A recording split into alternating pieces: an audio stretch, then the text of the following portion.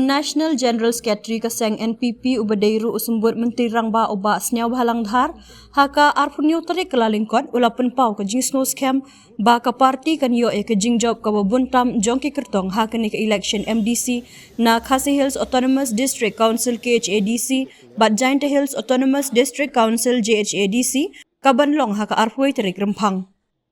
Ka NPP kan yo ke jingjob ka babuntam ki kyrtong bat kan thau ya ka executive committee ha baroh ki artylli ki autonomous district council ong Oba Sniawbhalang ha bakren syakilat pathai kubor.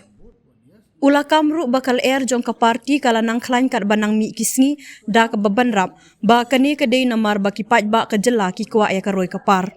Kum taru kani ke jinglong jingman ka penpau ya kadak ka basno tenat shibun na kebenta ka parti ha baroh ki artylli ki ADC benrap Oba Sniawbhalang.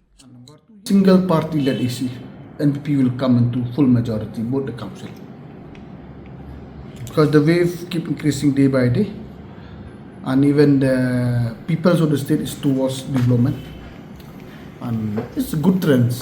As of today, it's a very good trend for both the council.